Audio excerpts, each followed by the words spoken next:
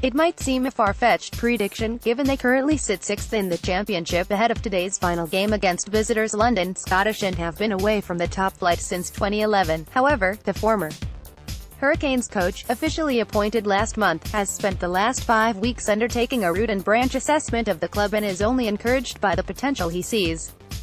The task of getting back into the Premiership gets harder each year they are out, but Stirling, who has been tasked with that goal, says the eventual aim is now far bigger. The end goal is actually to be a top club in Europe, he told the Yorkshire Post, so, the Premiership is a step along the way to actually being a world-class club and there is no reason why we can't do that. I came over for this initial spell basically with a view of getting to talk to as many people as I could, to understand where we were in our rugby program and get a feeling of where the existing players and staff wanted to be. I was hopeful that I'd come and find a bunch of people that really cared and were excited by the possibility of progressing and moving from good to great, and that's what I found. I saw that on the first night. I met the staff down at Bristol and the side ran out and were extremely competitive in that game against a team that is now back in the Premiership. It was great to see, be in the environment, in the background, observing, talking to different people.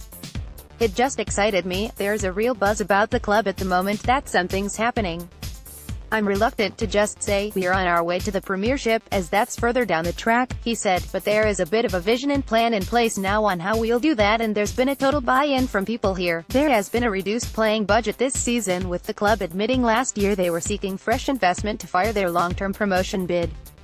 However, Stirling says he has been assured about the playing budget for 2018-19. Things are in place and I've just had a meeting with the chairman of the board this morning, then on to the CEO, about things like that, he added. One of the things that I challenge the current rugby environment on is that we can sit and say that we're not getting the financial support that we'd like at this very moment and complain about it, or we can force change. I firmly believe if we create enough forward momentum in our image, and the brand grows in the region and county, that some of those financial barriers will actually take care of themselves down the track. Having investors come in and pump money into the program is not going to get bums on seats. It's not going to improve our brand. It's up to us, he added.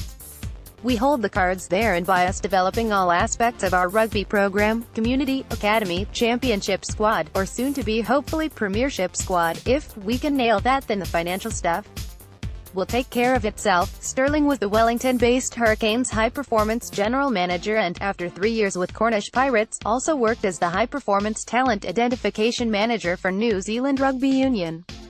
Now heading up the rugby operation at Carnegie, with Jimmy Lowes as head coach, he feels ready to help galvanize them. They have announced a clutch of new signings this week and yesterday revealed Ospreys prop Rowan James as their latest recruit for 2018-19. Furthermore, 5 current forwards also resigned. Props Mark Thomas and James Thraves, hooker Joe Buckle and locks Matt Smith and Mike Myers-Goff have all agreed to stay. Stirling returns to England at the end of May ahead of pre-season training, ready to start putting his plans into practice.